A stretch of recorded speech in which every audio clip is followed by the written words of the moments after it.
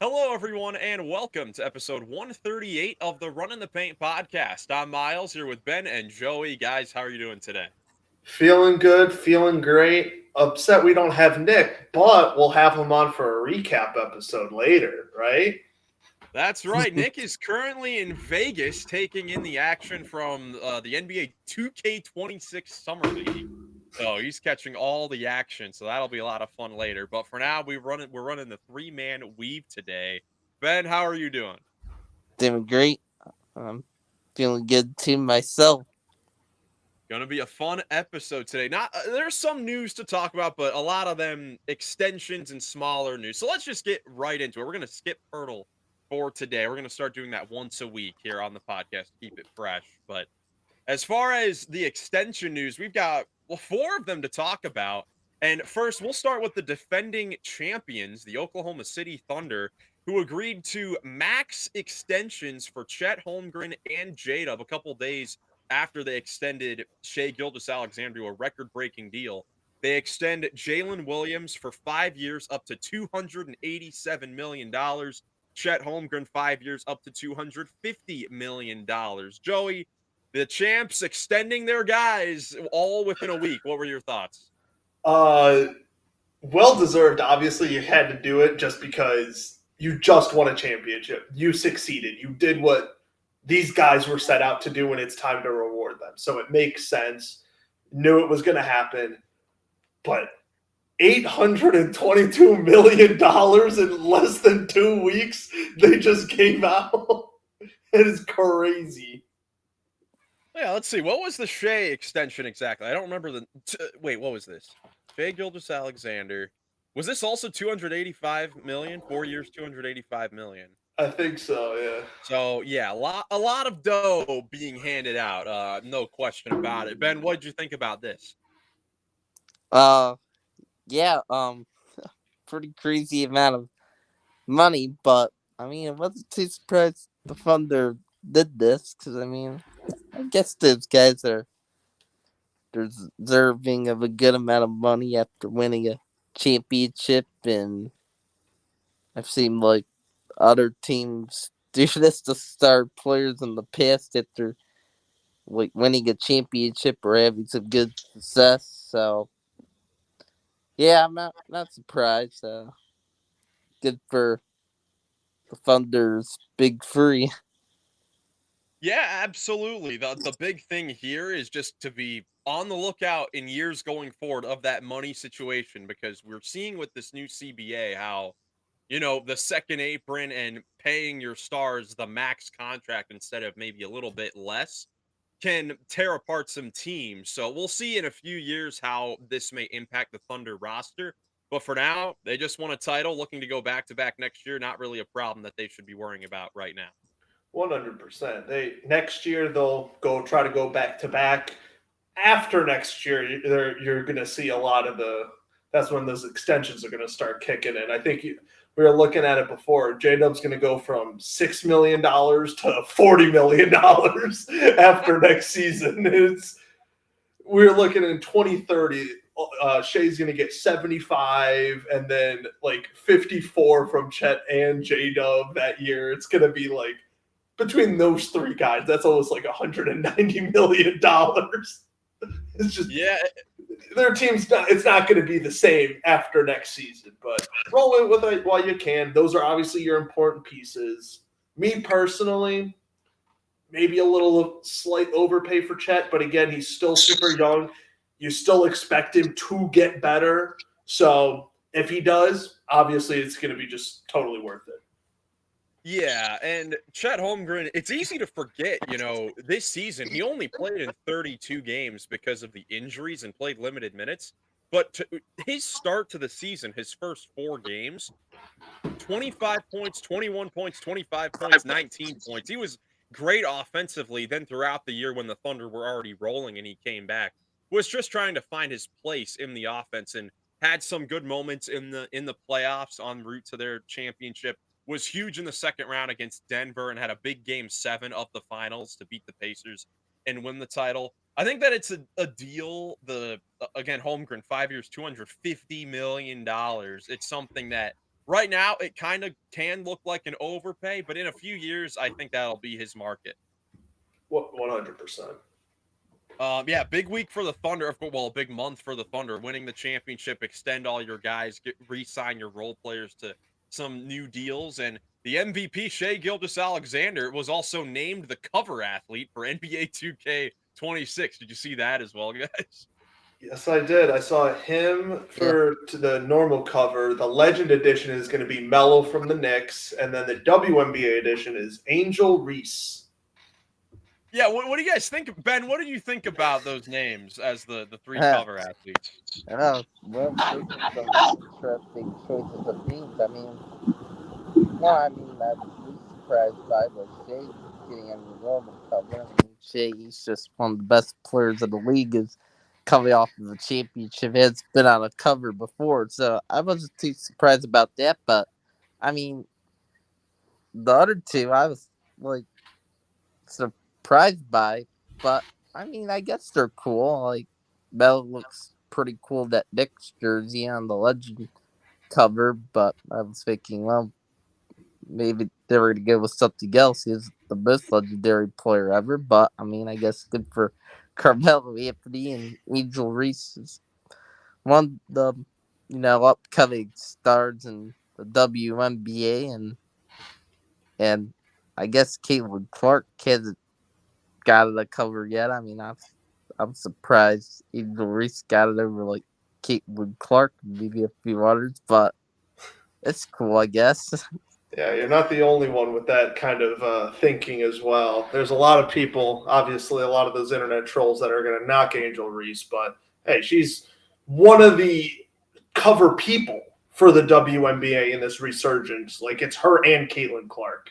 Like, every time, like, Caitlin Clark, in my opinion, is obviously the better player, but like, no matter what you can say, it's always Caitlin Clark and Angel Reese, especially in today's age. And then the Melo. I love it. He completed the gauntlet. He is the first person to be on the cover of all the basketball video games. Street, college, and NBA. Yeah, NBA Live as NBA well. Live and 2K. Yeah. Yeah, so definitely completing the gauntlet right there. So yeah, shout out to all those guys. Another year where, man, kind of effortless on those 2K on the actual covers themselves. I mean, Joey, your dog Dallas. Shout out to Dallas. It's gonna be Dallas's birthday when this comes out, so shout out to Dallas. Tomorrow, yeah. Dallas could probably make that cover on 2K if you gave her the Photoshop and all that. It's not that hard. I saw people doing it on TikTok for it took them 30 seconds to do it.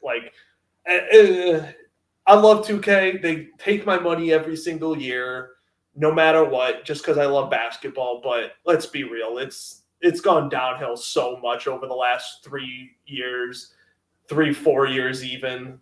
And they just get lazy. They only care about the money, which, hey, as long as people keep giving you money, I can't fault them. So, yeah, it's fair enough. Yeah, the game definitely has gotten worse, but there's no other competitors for it. I need NBA Live to come back. That's what I need.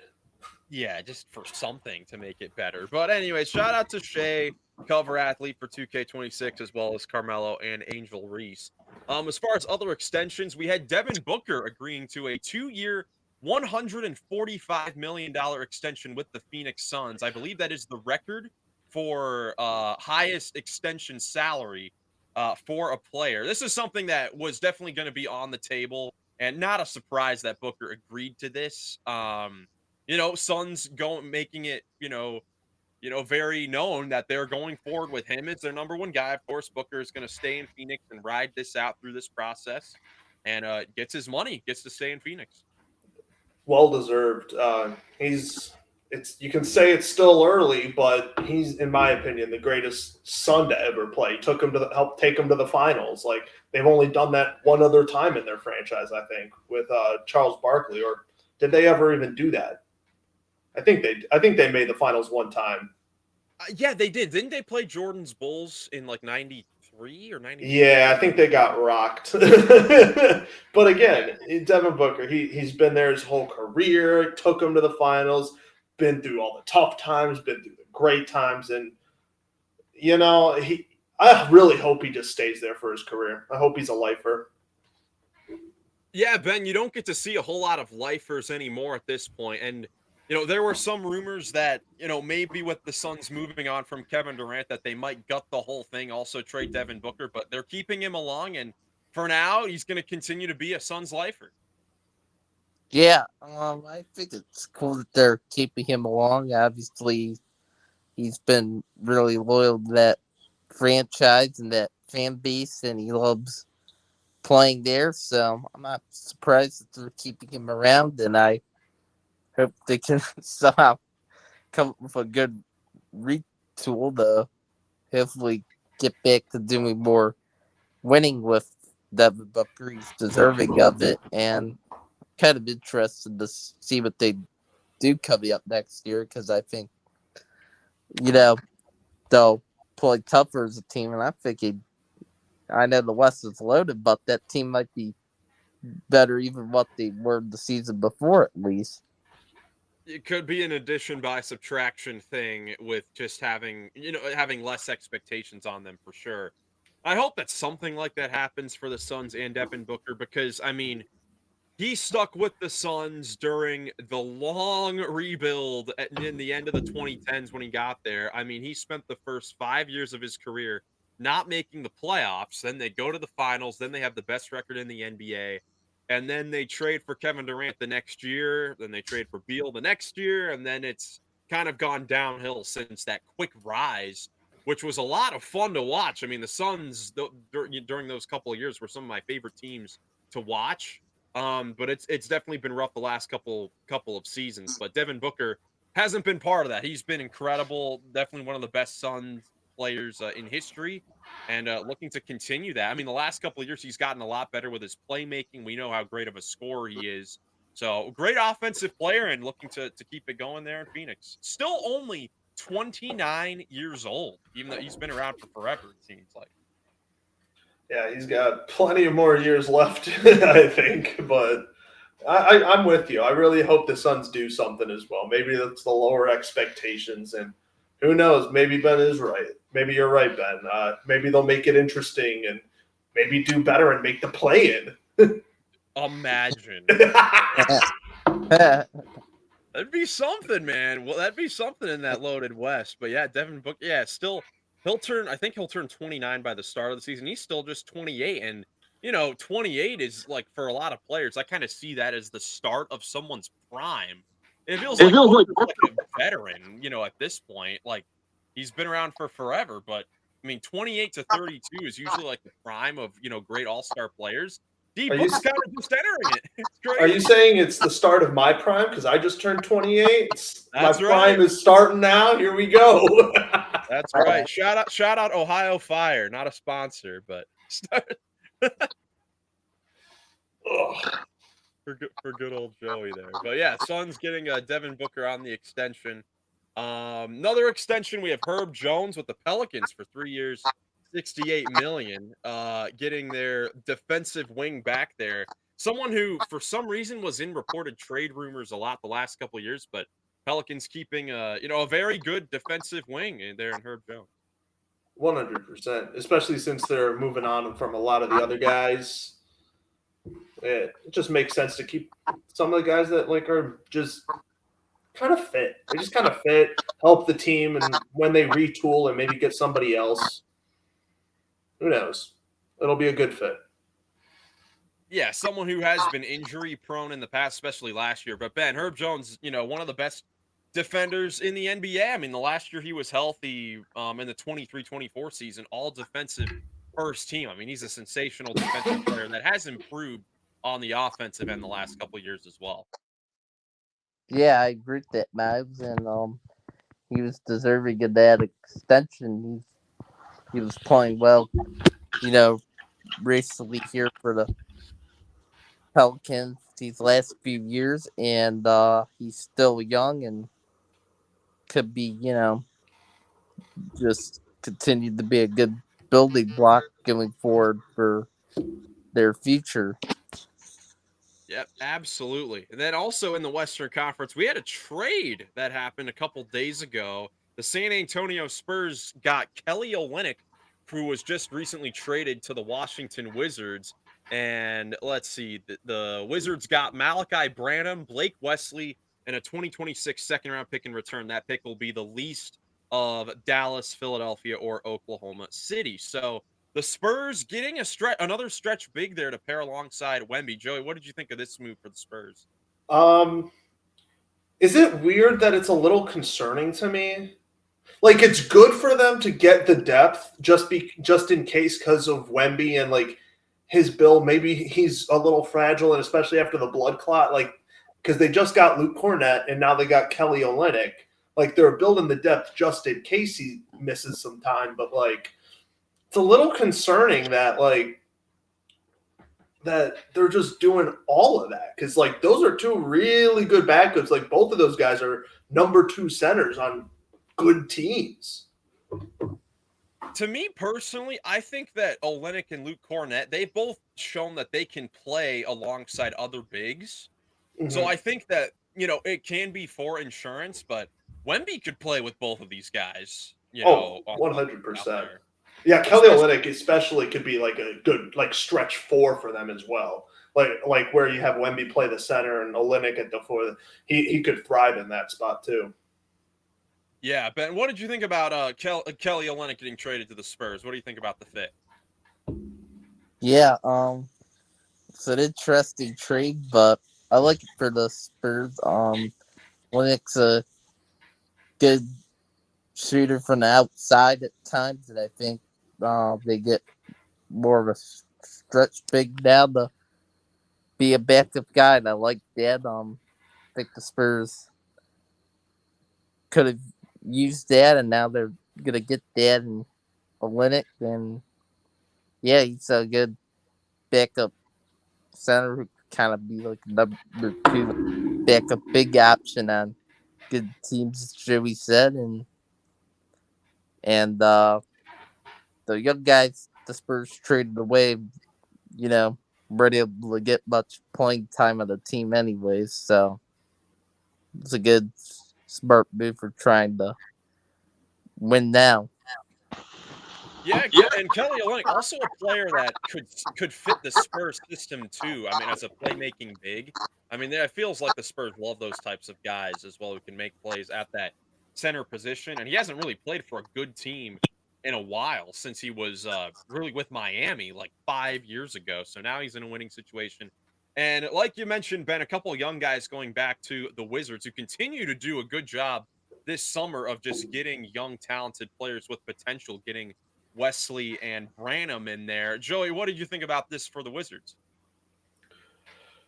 More young pieces for that young team. That's just what they're doing. They got just an insanely young, very high potential team that they're just keep adding to it. It's not going to be a very competitive team, I don't think, and they got a lot. Actually, who knows? They're all young. You really don't know what they're going to do. Like, honestly, any of them could play to their full potential and they could surprise people, or only some of them. And maybe they just don't click or they just don't know how to win because they're so young. Like, we really don't know. But it's going to be fun to watch. Wizards are building a very fun young team that maybe in 3 or 4 years gonna have to really watch out for and maybe a contender because they got a lot of good young talent on that team. Yeah, definitely lots of good young talent. I mean, they just made the move that we talked about in the last episode, I believe, to get Cam Whitmore from the Rockets for nothing too. So they've got those guys recently to pair along with their young guys, their young core of Alex Sarr, Bilal Coulibaly, Bub Carrington, Keyshawn George. They drafted Trey Johnson in this draft, Will Riley as well. They picked up AJ Johnson. They've got a lot of young guys and they've mixed it in with veterans with Chris Middleton, CJ McCollum, and Marcus Smart. So, good mix of youth and vets on that team. I always love that combination when their teams are looking to rebuild. Any team, if you lose Kyle Kuzma and Jordan Poole, you're obviously going to do better the next year. So, yeah. So looking for the Wizards to be better a little bit next season. There. Moving on here. We have some TV news to talk about here. Of course, next season, the first year of the new TV deal with Amazon Prime Video covering the NBA now, and a lot of new members to the family that were just announced today as we're recording. 10 veterans in the NBA world. So let's go through them real quick. 4 play-by-play guys, 3 game analysts, and 3 sideline reporters. Play-by-play guys, we have Ian Eagle and Kevin Harlan coming over from TNT, along with Michael Grady, who's a good ESPN announcer, also the Timberwolves announcer, and Eric Collins, the Charlotte Hornets announcer. So what are you guys' reactions to those guys? I love Eric Collins finally getting more of a chance on national TV for the NBA. That's gonna be awesome. Man, he makes some electric calls for the Hornets, even though the Hornets, I mean, haven't been great, but on the local Hornets broadcast, what I've seen of him, even when the Hornets aren't doing great, he does a great job keeping those broadcasts kind of entertaining, and I can't wait to see how we can do on the national stage. Then Harlan, Ian Eagle, yeah, those two have a ton of experience. Have called so many games over the years, and the NFL and the NBA, and they're just such experienced announcers to bring in. It's going to be fantastic to see them continue in the NBA on Amazon. And Michael Grady, I haven't heard too much of him, but sounded good when he got more of a chance with ESPN recently, and it's exciting for him to get to keep going with Amazon. Yeah, I'm very excited for Eric Collins. He is my favorite is the compilations of just him just absolutely losing his mind. It's he and the thing I love about him is he's unbiased, even as a Charlotte. Like he goes crazy for when the Charlotte Hornets obviously did great, but even he will like go crazy for like a play if the other team does. So like him on a national broadcast, oh my gosh, he's gonna have full like just let loose absolute control. It's gonna be great. And yeah, give some other guys a chance. Got some legends in there. You know, I'm gonna be very biased against them just because I grew up on TNT and they're in my heart, and I don't want to move on because change is bad, but change is inevitable, and it honestly is a really good crew. It really is.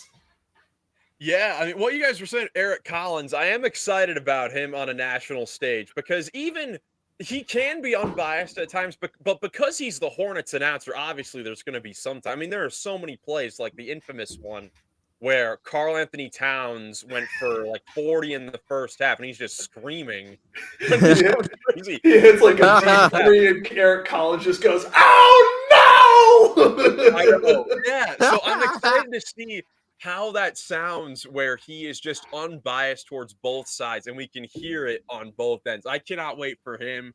Obviously, Ian Eagle and Kevin Harlan, legends. I'm so happy that they're coming over. And Michael Grady, just a good, solid guy. He's worked his way up through the ranks. Used to be with the Brooklyn Nets, now Minnesota, and now on Prime. Game analyst, we've got Stan Van Gundy coming over from TNT. Brent Barry is back in the booth, baby. Bones, baby. Bones is back. And to join Eric Collins, we have Del Curry, who's also the Hornets color guy. He's going to be a game analyst on Prime as well. So once again, 3 pretty good guys. Oh, Joe, you were shaking your head at the notorious SVG. Not a big fan of the Van Gundys, but both of the Van Gundys. I'll be completely just the Van Gundy brothers. Just I'm not a fan, but again, Really? a little biased against Stan just because him coaching the Orlando team back in the day, they always gave our Cavs trouble and beat us when we should have went to the finals, and it would have been Kobe versus LeBron. I'm still very salty about it, but he's not bad. He's not bad. He does a very good job of being very analytical, especially given like a coach's perspective and all that kind of stuff. So he's gonna be good, and he is good. His voice annoys me. Yeah, that's kind of understandable. I personally really miss JVG in the booth, basically because ESPN has struggled to find any rhythm in the A-team booth since, Jeff Van Gundy and Mark Jackson were canned, basically, because those guys were the GOAT crew, in I my miss opinion. that crew. Yeah. Mike Breen, Mark Jackson, and Jeff Oh, Van Jeff Van Gundy. Gundy. That's how you know it was a why they big let them game. go? Like, doesn't make Yeah, any sense to me. No, they let them go when they let Jeff Van Gundy go when they were scared that he was gonna look to get back into the coaching business, and then they've had Doc Rivers, JJ Redick, and finally Richard Jefferson. They've had to go 3 other guys until they got their, now new A team. But Brent Barry back in the booth, Del Curry will be fun as well. And then on the sideline, Cassidy Hubbard from ESPN, Allie Clifton, who's now with the Lakers, used to be, with the Cavs from the Jeez. Ohio area. And then Christina Pink, the Clippers sideline reporter as well. So across the board, we're getting, honestly, in my opinion, this is a flawless crew. I don't see any. This is amazing. I feel like there's not going to be a bad combination here. This is going to be great. I was a big fan of Yeah. Allie Clifton, and her and she was the one with RJ and Channing on the road tripping pod all the time. Yep. And I will say it is a good thing that we're not going to really see the Charlotte Hornets on national television, otherwise because they're not going to be biased. We'll be fine. That is correct. That is for sure. So yeah, and then I believe those analyst guys that I talked about before with SVG, Brent Barry, Del Curry, they join Steve Nash and Dwayne Wade and Candace Parker, who have already been apparently announced to be the analysts for those games. And then the studio show, pregame, halftime, and postgame, as already announced, that's Taylor Rooks, Blake Griffin, and Dirk Nowitzki. So across the board, I think we may have some questions about the studio show. There's going to, of course, be a new twist of things, new chemistry, new guy, new people all together. So that'll be interesting. But honestly, I'm really looking forward to it. I'm obviously moving on from TNT is going to be hard, even though they are still going to be, I believe, with like ESPN to still have inside the NBA. But Yeah. I'm pretty optimistic about what Prime has going on, and I'm looking forward to it.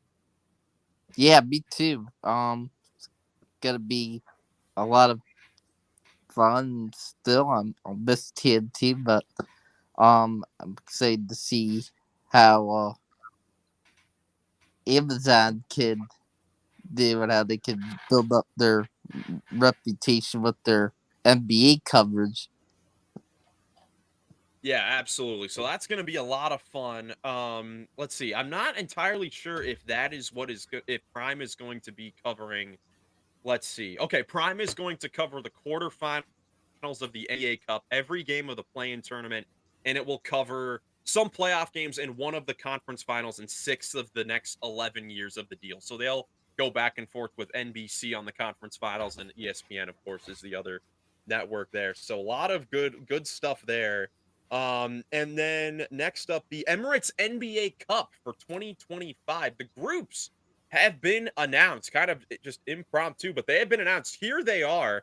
Go through them here quickly. In West Group A, we have the Timberwolves, the Thunder, the Suns, the Kings, the Jazz. West Group B, the Mavs, Clippers, Lakers, Grizzlies, and Pelicans. In West C, the Nuggets, Warriors, Rockets, Blazers, and Spurs. I guess starting with the West before we move over to the East. Ben, what stands out to you about any of these groups in the Western Conference? Well, I mean,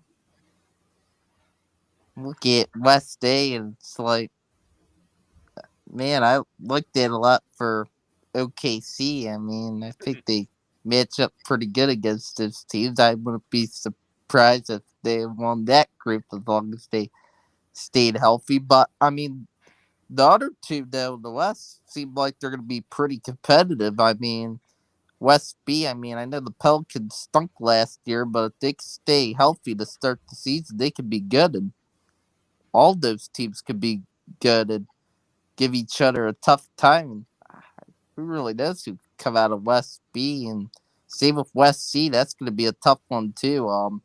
Trailblazers on the rise, Spurs on the rise, Warriors still good, Nuggets, Rockets. That's 2 contenders in there.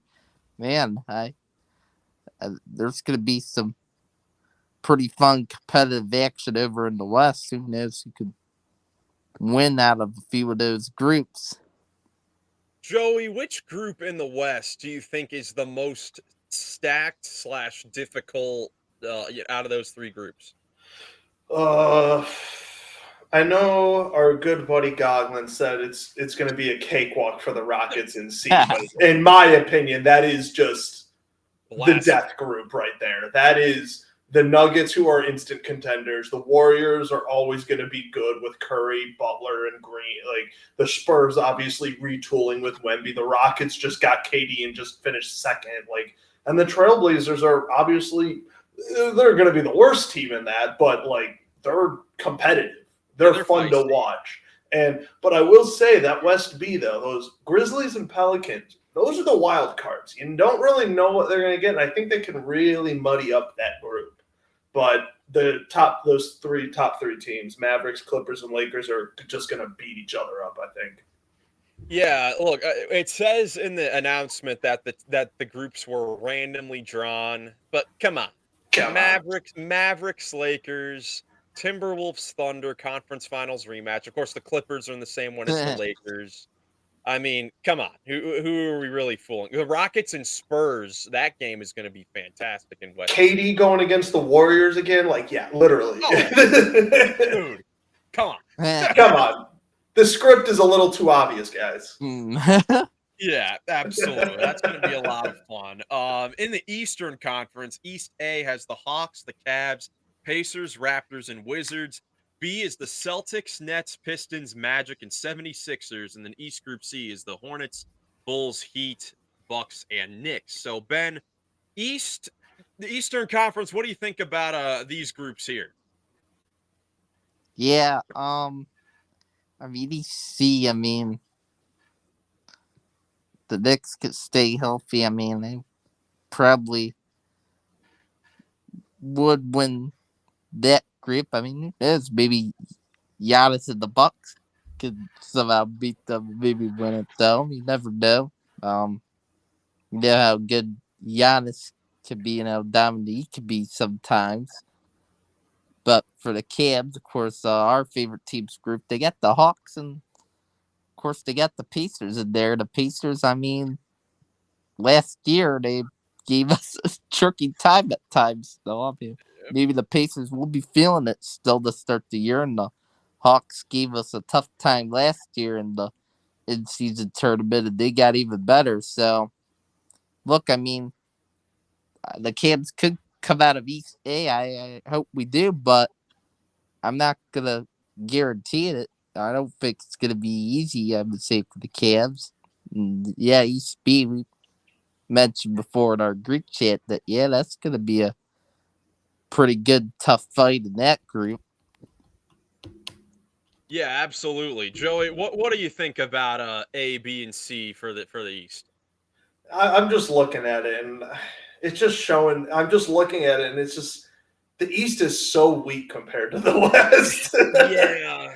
Like the Hawks and the Raptors can be interesting in Group A along with the Cavs, but realistically, on paper and based off of last year, and especially going into this season, because based off of last year, the Pacers were really good and made it to the finals and stuff. But now they're without Halliburton. They just lost Miles Turner.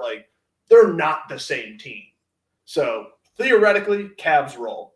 East C, Knicks should roll. Bucks, they're not the same team. Who knows if Giannis is going to be there? The other three teams are just garbage to mid, and East B is the death group. That's the most balanced one. You don't know what you're going to get out of the Celtics. Jaylen Brown is still going to be there, and they got some players, so maybe they'll be competitive. But realistically, I see it as like a three-way battle between the Magic, Sixers, if they're healthy, and the Pistons. And obviously, the GFF will make a timely appearance every now and then. And hey, the Celtics too to start the year. You never know. East B is definitely the closest group. That should be the group that has the wild card representative because of all those great teams. But East A definitely. Cleveland is definitely the favorite and should come out of that one. But all four of those other teams, everyone will sleep on them. But those are four teams that'll be pretty competitive and feisty in there, at least theoretically. Because Toronto, I think, will be really good next year. And we talked about the Wizards. They have a lot of young guys, but they should be no match to come out of that group. But either way, that's going to be a lot of fun. The Wizards. Yeah, I was gonna say the Wizards, though, since they are all young, they might be looking for that little bit of extra money. They might be fighting it for it a little harder. You never know. Yeah, correct. I mean, let's see. The last 2 years, well, we had the Lakers in 2023, and then the Milwaukee Bucks last season winning the cup. And the Pacers were the ones that made it to that NBA Cup champion in the 23, right? Yeah, in Against the 23, Lakers. and then OKC were the runner-ups this year, and then they went on to win the final. So that'll be fun. That tournament starts on Halloween, so 8 to 10 days, I believe, after the regular season starts. So we'll definitely preview that. It's always something that after the fact, it's always like, okay, now that really didn't matter, but at the beginning of the season, it serves its purpose. It makes the beginning of the season a lot more entertaining. Yeah, I'm very happy with the in-season tournament so far. It's now been a couple of years. We're going into year 3 now. I don't know. It's a lot of fun. You see some teams get some more publicity that maybe not you don't see as often. Or, for example, like as much as we want to crap on the Bucks and they didn't do great and Dame got hurt and all that, they did have success. They won it last year. They were still fun to watch. They were probably pretty happy getting some extra money. Fans were happy to get some more games to see. Yeah, I don't know, man. I'm a very big fan of the in-season tournament. It's definitely worked, I would say. Yes. That's one of the things that has worked, that Adam Silver has put in there, which is definitely made the beginning of the season a lot more entertaining than it, normally would be. But yeah, so that's it for all the news. Now we've got something brand new here, and how about this? We have Coach Cove Oh! Oh, there he is. Live What's from up? Vegas.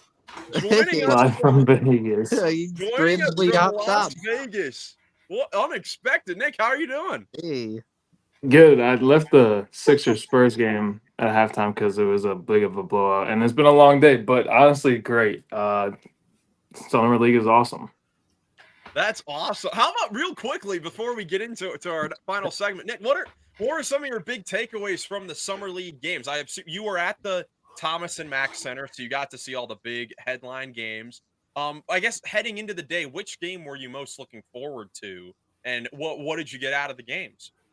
Obviously, the Mavericks Lakers game with Cooper Flag was the one everybody was looking forward to, and it lived up to the hype, honestly, because as soon as the warm ups were going on and he came in and just like dunked 3 straight times, like did a windmill, I was like, all right, that's worth the price of admission pretty much. And then he went 1-on-1 with Bronny a few times and uh, had some major dunks in transition. So that was the big highlight of the day. But honestly, just seeing a bunch of players and executives and like coaches that walking through, like I saw one of the first dudes I saw was Hansen Yang, like up close. So I got to see a lot. I hey, saw, I mean, Kyrie was there. It was a cool day.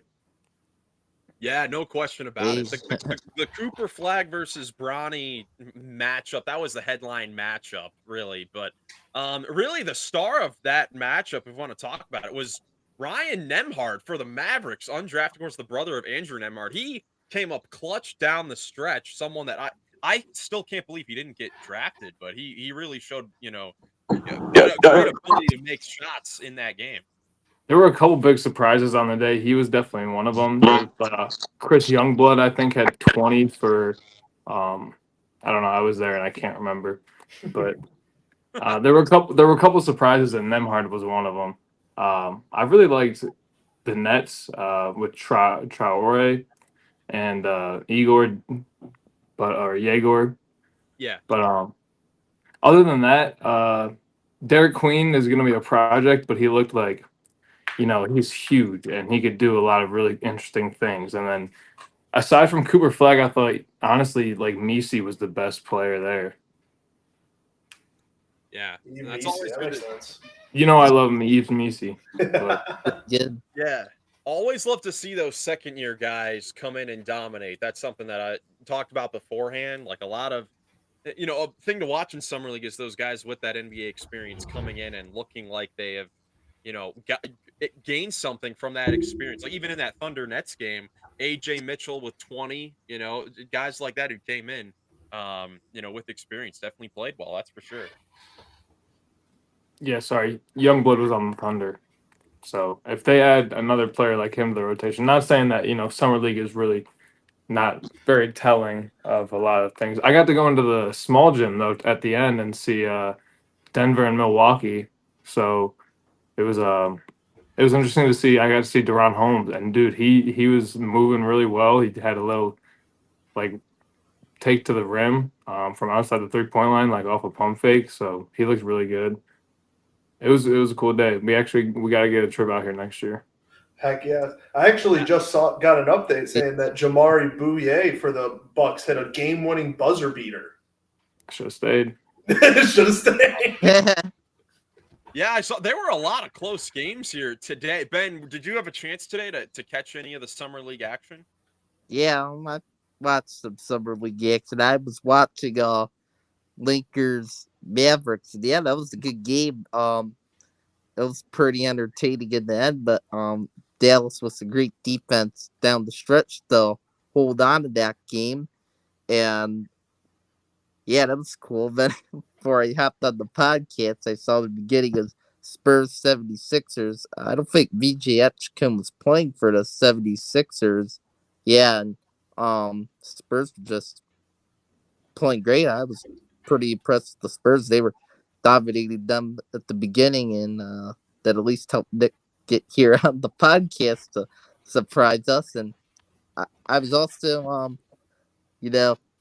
kind of surprised that the Pacers, even in the summer league, came back on the Cavs and beat the Cavs by 1 point. But I was impressed with Tomlin and Tyson for the Cavs.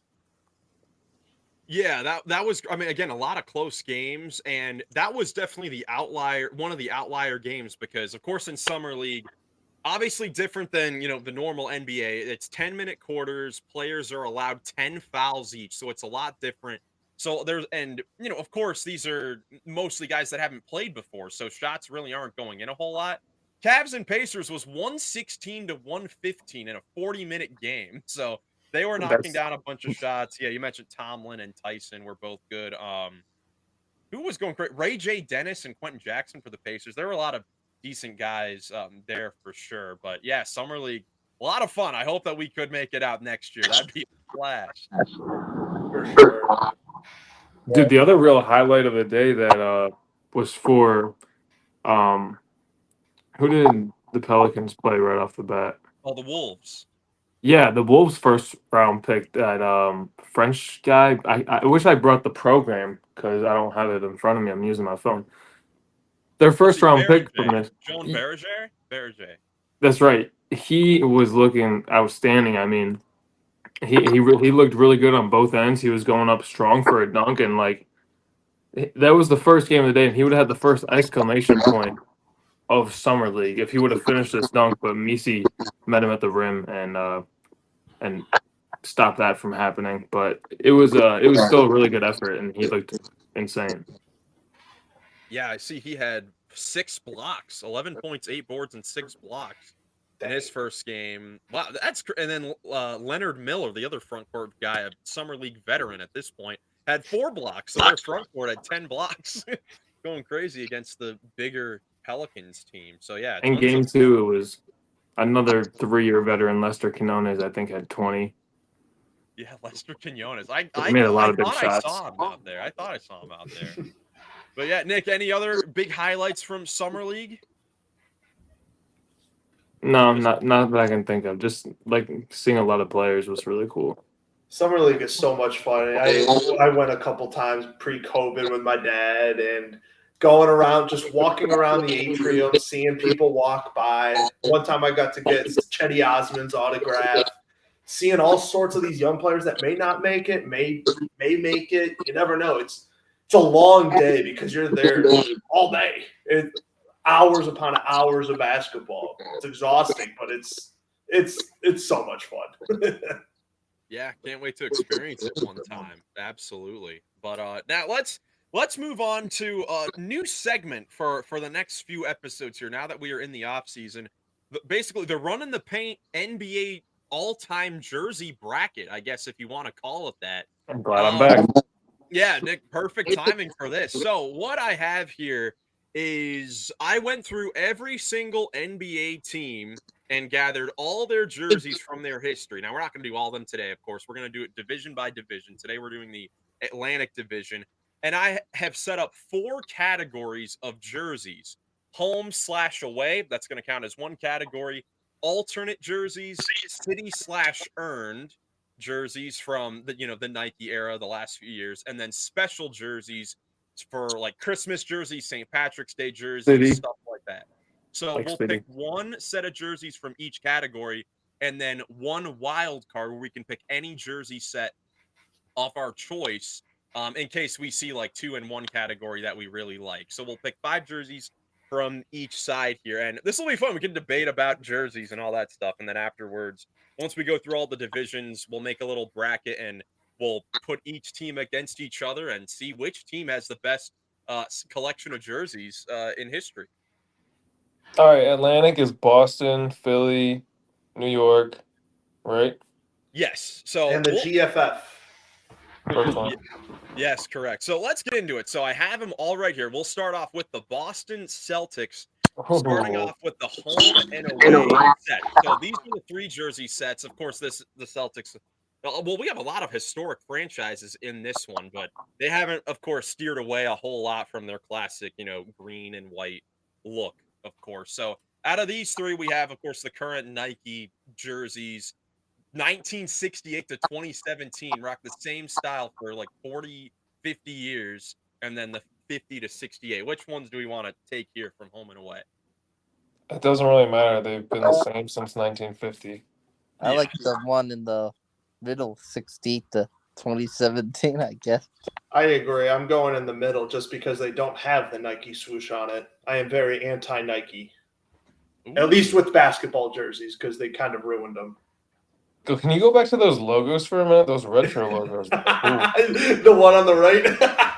Yeah, that's awesome, dude. Bring it back. I remember in like I don't remember what year it was. I think it was the 21-22 season, whatever the 75th anniversary was, and the Celtics brought back like those classic jerseys, and on the warm-ups they had that guy on the right on their like warm-up jacket. It was great. All right, so for home away, we're taking 1968 to 2017. Now, the alternate jerseys, only 2 selections for the Celtics. We have green with black lettering, and then black with green lettering, which they're current. So, what do we want to take from here? Yeah. I could current, I guess. What do you guys think? I'm partial to the left one, the older one, 2005-17. I'll break the tie, then I'll say the black one. The black unis have to be it for me. All right, then we'll go with the black unis. We'll go with the black unis. All right, now we have the city/earn. Now, because there's basically like a new one each year. These are typically the ones that have the most range of selection. So let's see how many. Yeah, we got a lot here for Dude, this is city/earn. fun. So let's see a whole lot of variety. Personally, off the rip, Yeah. I like the script ones, 22 to 23 with Marcus Smart at the bottom. Yeah. Honestly, I really like those a lot as well. Can we completely cross off the new nasty highlighter ones, the ones from this year? Those ones are just disgusting. Oh, Those yeah. are the ugliest Rozier? ones. In 18-19, who is that? Gordon Hayward, man. No, 18-19. Oh, 18-19. Who is? In the Al white. Horford. No, in the white, to the left of that. Oh, sorry, Terry Rozier. Oh, that's Rozier. Yeah. Terry Rozier. And then also keep in mind, so of course we're picking one of each category. If we ever like 2 a whole lot, we can always come back and select another set as our wild card. But out of these I personally agree with Nick. I like the 22-23. Joey, Yeah, I Ben, what do you agree. guys think? I agree. Yeah, it's either the 22-23 or the 18-19 white ones with Rozier. Those ones are so Oh, clean. those Rozier ones are. I was gonna say get those off. No? Oh, I love it, dude. What? No, I love right. those. No, but 22-23, the script is too clean. Yeah, we'll go with that. Although I will say the 2021, the ones that are kind of like the jersey, like retirement banners there in Boston that Kemba Walker's wearing on the top right, those are cool, but I mean, it's too plain for this. Agreed. Yeah. All right, and then special jerseys. So these we have basically all Christmas, St. Patrick's Day, and we have the silver one with the sleeves with Avery Bradley. What, Ben? What do you like out of these ones? Ooh. Kind of tricky. I'm gonna hit the game 2016. I remember watching them. I think I might have watched them on Christmas that year, and those ones look pretty cool. I guess. I don't know. What do you guys think? Nick, what do you think? Is that Jared Sullinger? No, it's Wait. Avery Bradley, number Wait, 0. which one? In 16. Oh, that's Jay Crowder. Jay Crowder. Yeah, it is. I like 2012. I like the one Rondo's wearing. Uh, All right, mine's probably, I like the IT one, the 14-17 with the gold. I love the gold. Still It's like like the the St. golds. Patty's ones. See, this is so tough because the Celtics St. Patrick's Day. I mean, the logo's literally Lucky the Leprechaun, and they killed it on the jerseys for both of them, like both the Ray Allen and Isaiah Thomas. I will say, I will pick the 2012 one with the Rondo. I'll go with Nick just because I don't know if it's the Bulls or the Knicks, but one of them have a really nice St. Patty's Day one, and I think I'd rather have those ones. All right, so we'll go 2012. Those are the Christmas jerseys, and we'll go through some more of them later on. These 2012 Christmas jerseys are pretty awful across the board. We'll get to some of the rest of them later. But okay, so those are the normal ones. Were there any other jerseys, or I guess are there any runner-ups that we want to have as our wild card for the Boston Celtics? We need to have a wild card. Yeah, I mean to have five jerseys, I think. For I'd each one. say the 23-24 on the white ones that KP is wearing. Yeah, those are pretty clean. I like those, especially the side with the green and gold on the side. Yeah. All right, let's go with it. Let me write all this down. This all is right. cool. Sweet. All right, so for the Celtics, we're going with the 68-17 home and away jerseys, the black Celtic statement jerseys, the 22-23 script Celtic City jerseys, the 2012 Christmas, and then our wild card is that Porzingis 23-24 City jersey. So that's the Boston Celtics. How do you guys like it for so far? One team in. I like them all. Cool. I like all. All right, next team we've got the GFF. Ooh. The Brooklyn Nets, and of course, most of these are going to be New Jersey Net uniforms here. With Brooklyn Stinks. coming in. Stinky. Yeah, so here we go. Home and away for the Brooklyn/New Jersey Nets. Ooh, this is tough. 97-12, easy. I agree. All right, Joey and Nick have made their statement. Ben, what do you think? Yeah. Kind of a tough one. I don't know. I like the 98 to 2005 the best. This jersey's actually cool, but that's what I would pick. But I might not though because Joey wants Dick want 97-12. So yeah. So I will say, I don't know why I put the year as that. Those years are definitely wrong, but Yeah. I do know that Okay. those jerseys did get. I think one of those jerseys got remade as a classic one that I have later on the list. So if we ever wanted to also put that on, that will come up later. So I think for now, 97 to 2012. VC and J Kidd. Those are some Pick iconic it. jerseys Oh, right there. So we'll go yeah. 97 to 2012 for the home and away. The alternate uniforms. Oh God. Yeah. Oh, Yeah, right off rip. I honestly don't know. I kind of like the 2019, the Karis LeVert ones, the gray ones with the BKLYN kind of out a little bit, but I don't know. Yeah, those aren't that bad. I like the ones directly above them though, because KD wore those.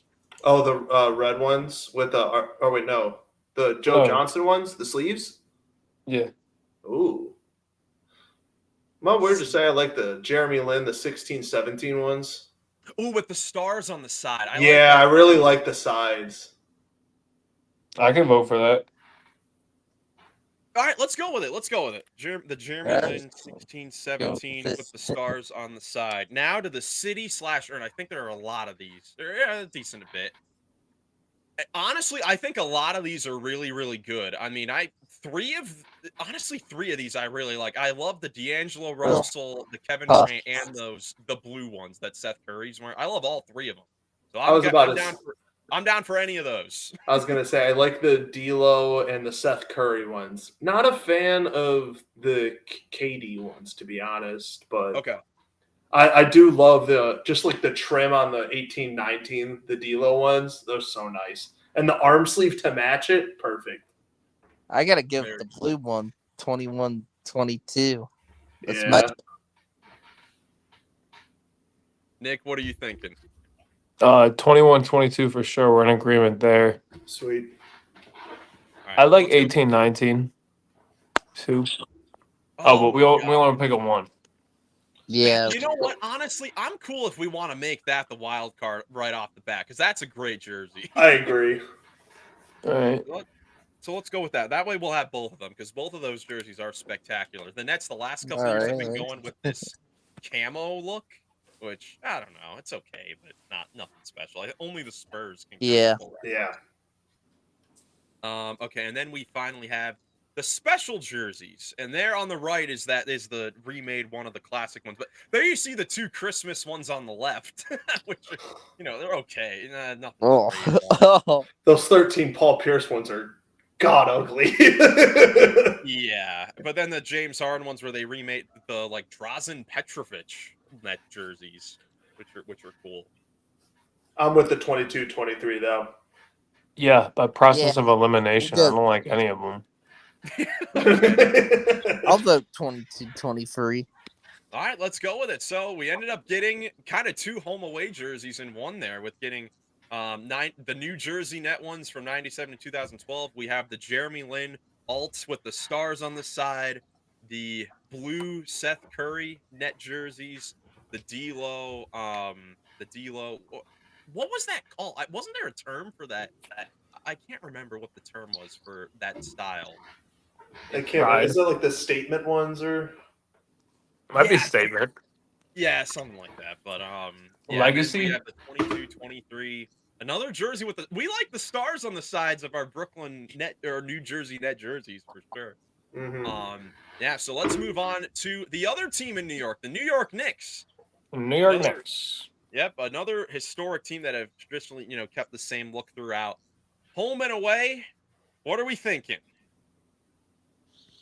Well, I almost like the throwbacks the best, the oldies. Ooh, I might agree. I'm not sure. It's either those ones or the middle ones, just because the newer one, I think it comes down to the shorts for like the newer ones compared to like 2012, just because I like the trim better because it goes all the way down the side. But I honestly, I kind of like the 68 to 97 too. I would not be mad at that. All right, that's 3 votes for 68 to 97. All right. Let's go with it. 68 to 97. Another Sorry, Ben. No vote. Let's see. Now the alternate. Ben, you go first. What do you want? What do you think of these alternate jerseys? They're all right. You gotta pick one anyways. Let's see. I'm not gonna give the 13-14. JR. Kind of. I like JR, but that uniform is kind of ugly to me. You don't like the creamsicle color? No. It's like a highlighter. Nah. With blue on it. Yeah, that's kind of a tough choice. I guess I'm gonna have to go to the blue 1922. Nick, what do you think? Do you ask me? Yeah. I'm in between the blues. I kind of like the present blue. Only because it offsets their other ones, but the old blue does the same thing, and I could vote old blue. Yeah, I think I'm gonna go 1922. I like that as well. 19 to 22 it is. All right, now we have the city/urn where we have a variety of dark dark colors. If you can't read the 20 to 21 with Reggie Bullock in the middle, what does that say? New York Knicks city never sleeps. So I some hate cool that jersey so much. Oh, execution, not the best. 17-18 we have like the firefighter, like the New York Fire Station logo Ooh. thing. No. I like it, but No. I like the idea, but I don't know if I like the jersey. Joey, which one do you like? It's between the Julius Randle and Kemba Walker, 22, 23, or 21, 22. I don't like the newer ones. I feel like I'm watching a 3D movie, but I don't have my glasses on and it hurts my eyes. Yeah, You see, I like it on the blue. I don't like it on the white, but I do like it on the blue. Okay. But I agree with you about Julius Randle off the rip. Yeah, that jersey's very nice. I like it too. Ben, is there anyone that you really like as well? I would do 22, 23. All right, Two. there it is. Yeah. Dude, the Kemba Walker one looks like it needs a hood on the back. You're right. A sleeveless hoodie. Definitely could. Yeah, that Randall one is nice. I like how the combination of the black, the blue, and the orange, it all just fits. Mm-hmm. So Julius Randle, that jersey gets taken, and then the special jerseys. There we got some yellow or orange. This is where we'll be a wild card. Yeah, look at look the 2012 Christmas again. Like I don't understand. Yeah, You may be a hater. I love those. I Maybe like a hater. those, I too. love them. I love the 2012 and and I like the St. 16 Patty's. too. The 16 Look at D to 12. Rose. The St. Patty's, yes. I would vote for either of those or the green or even the Shump highlighter. I like the Jay Lynn, the Jeremy Lin. The green ones are probably my favorite, just because I Green is remember sick. Nate Robb wearing them and dunking them with his kryptonite over Dwight Howard in the dunk contest. Pretty sure it was that jersey. It's gonna be tough. But yeah, one of the highlighters, I'll be completely honest. The other ones are just meh. Except 2014. That one's just nasty. All those. Those were the 2014 Christmas. That was the year where they had the first name on the back of the jerseys as well. Those Christmas. So What a mess. yeah, absolutely. Okay, so if I had to go with the orange ones, I would go with the 2013 Shumpert ones. I honestly don't like 2012 at all. But Well, if we're gonna pick an orange one, it's gotta be 12. really? I agree. I don't like the whole Superman kind of. It reminds me of like a Superman kind of thing. I'd rather pick the blue and the green before we pick the 13.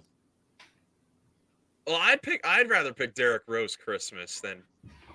Okay, Ben, where are you at? This is a tough one. My pick would be 2013. I don't know why. We're all across the board. That's your top one? Yeah. Oh no. Oh man. Here we go. What's your number two? Mix. If I had to pick a number two, I guess I go D Rose Christmas. All right, so we're definitely going with that one. It's between the green and the 13. Well, wait. Did we like Nick? Did you like the Derrick Rose Christmas? Yes. Okay. I think we all liked that one a lot. I think that's the only one. Or, no, okay.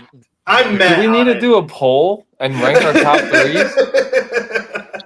We might, because that's like the only jersey where we kind of have like similar opinions. If you did, I do like the green St. Patrick's one. That's not bad. I think that's not bad. It's just not the Nick blue, but I like it. That's why I like it. It's different. Yeah. Oh man. What do we do? I'm cool with the 2016. I do love the 2016 Christmas jerseys all around. Yeah. When we come to the Cavs ones, that's going to be my pick probably. Okay, so then do we go green or orange? So that's our special one. I mean, were there any jerseys like over here that we also wanted to make our wild card? No. No. Okay. No on these two. Can we No. get rid of the blues here? And Oh. Okay, so let's see. I think we're all pretty we all like the green enough yeah, to have that work. So I think we'll do that. We'll have the St. Patrick's Day All right. Sweet. all right. to make it work. All right, the Knicks going all over the place. We got the Hawks.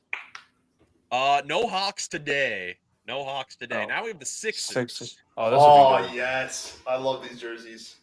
Now this is an interesting case because for whatever reason throughout my research, the Sixers no special jerseys at all.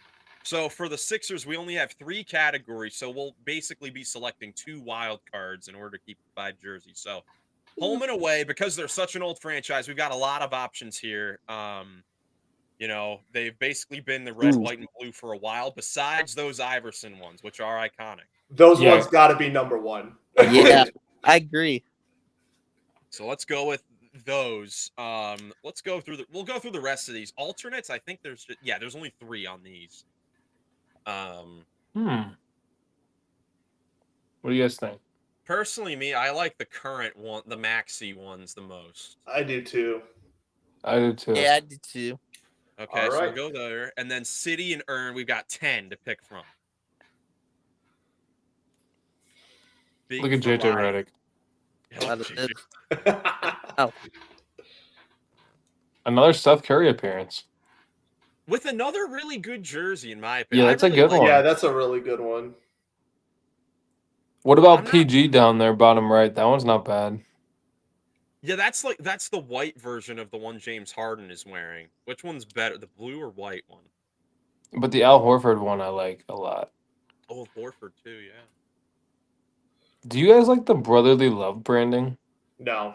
Well, Not it's really. good for the city, but not for the jerseys. Yeah. What about the It's belt? like the same thing for when it comes down to like the Heat. When we look at the Heat, the one that says Heat culture on the jersey. Yeah.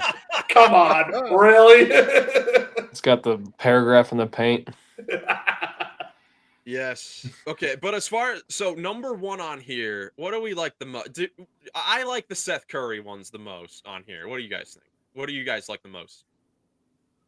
I agree. I agree. I think it's that one, and then I'm with Nick. Probably the Horford. I love the script. Philadelphia. I like Horford Okay. a lot. Okay, so let's see. Were there any other one? Definitely not here. Were there any wild cards from the home and away? I mean, the Iverson ones are so good that there's not really another option for number 1, but for the other ones, What about those USA ones up top right? Those are kind of sick. 91. that is Oh. cool. I've never seen those, I don't think. Do that.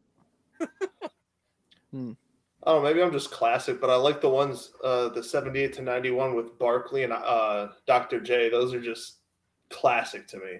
Those are tough. Yeah, those are classic. Definitely classic. Ben, what do you think? Uh, I think I'd rather pick 2 more on the next page. Sorry, Ben. Go ahead. Okay, let's go ahead. That's not bad. We could pick 2. We could pick 3. yeah, So we already have the Seth Curry as our number 1, and let's see. Okay. So you guys like the Al Horford one, the 1920 a lot? We can do that. I for a do while. I do like that one. All right, I'll put that down as one of the wilds, and then we have another. All right, Got another one. another one. I like the 21. Jimmy Butler ones are kind of funny because when you see them up close, or like when I was looking at pictures, it almost looks like they're made of a sock-like material. It's like it's very interesting, but you know it's pretty plain as far as the actual jersey. You talking about the first 2? The 18-19. I will say the 17-18. I don't know why it doesn't. I mean, I guess it kind of looks. It doesn't look like the 19-21 in the picture, but I'm pretty sure they're both normally like some sort of cream type color, and they're supposed to kind of look similar. So I guess It's like an off-white. Out of that standpoint, do you guys prefer the Phila one that's all blue or the Al Horford Philadelphia's with the red number? I like them both. I don't know if I could pick one between those. I kind of Right. like the all the way across the Philadelphia. Yeah. All right, we'll go Horford that. Or wait, Yeah. we already selected that, didn't we? We already picked that one. Oh, Oh, that's I wild didn't card realize too. Oh yeah. Okay, losing track here. So many jerseys. All right, one other. Okay, the one other wild card. For me, it's between the first two. I mean, I like that Harden one a little bit, but I like the top two on the left better. Okay, Hmm. Joey, what do you think? I could be talked into that bottom right PG though. Okay, we have three. We have three jerseys. You said it's between the 17, 18, 18, 19, the Butler, and then the 24, 25 Paul George. Well, that's Yeah. just me. Well, that's just you, and it is just you because I don't like those ones. So Oh, I'll probably Why- go 18, 19 just to get off their normal colors.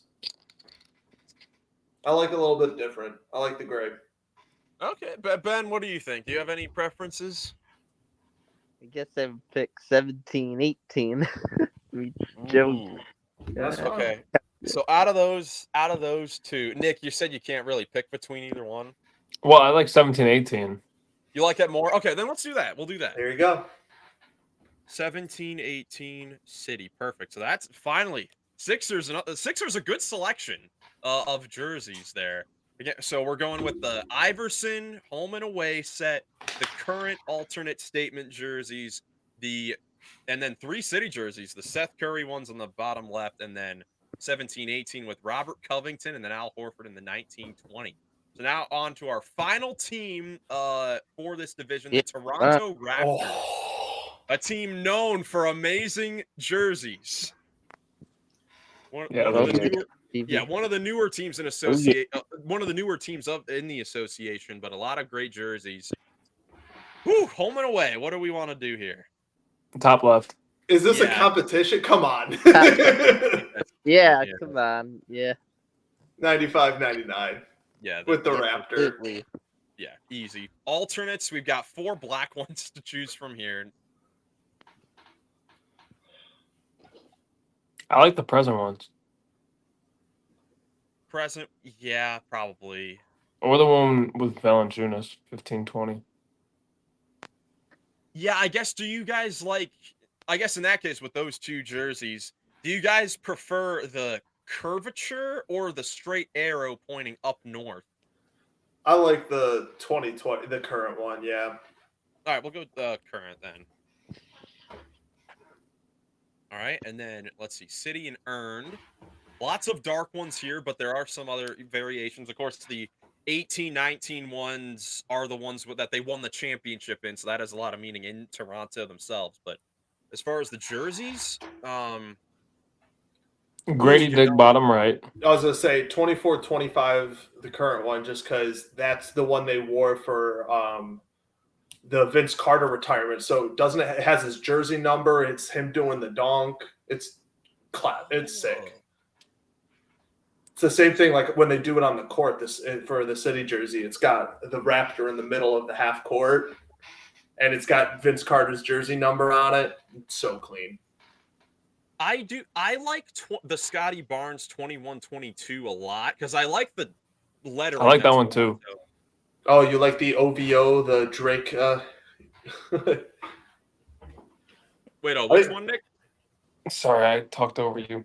The same one you were talking about. Oh, okay. Yeah, the writing with the Toronto and then the gold dinosaur. I think that's pretty clean, but I like the bottom right one as well. Ben, what do you like out of this bunch? 24, 25. Pretty cool with the Vince Carter thing, so I go current one. Okay, we're kind of even on this, but we could just do both. We could do both and just have one is the wild card. Yeah. Well, let's do that. Well, I'll put 24, 25, and 21, 22 City, and then finally the Raptors special jerseys. Lots of stuff over here. I got nothing. Yeah, these ones aren't that great. You have the Chinese New Year ones all the way on the right. You have camo. You have the Toronto Husky ones going back to, like the 2009 and 10, and then the 16, 17 ones. Those are Toronto Huskies, which were, I believe, part of the first ever NBA game. which is why those kind of have some meaning. And then I guess those are St. Patrick's Days with 07 to 11, but yeah, not a great crop of jerseys to pick from. If I had to pick one, I'd go 16, 17. Chinese New Year. DeMar DeRozan. Okay. I was low key kind of leaning the Chinese New Year just as well. All right. That's We can that's go with epic. that then. Ben, what do you think? Ooh. Me personally, yeah, these aren't the best selections, but I think I would go like I guess 2017. All right, we'll go with the Chinese New Year's then. So for the Raptors, we're going with the classic, the Vince Carter with the dinosaur on the front, the purple and red home and away, the current alternate jerseys with the arrow pointing up north, the 24-25 and the 21-22 cities from the Chinese New Year Raptors. So that is it for the Atlantic Division for part 1 of this sort of bracket here. So yeah, it's a lot of fun there. What did you guys think?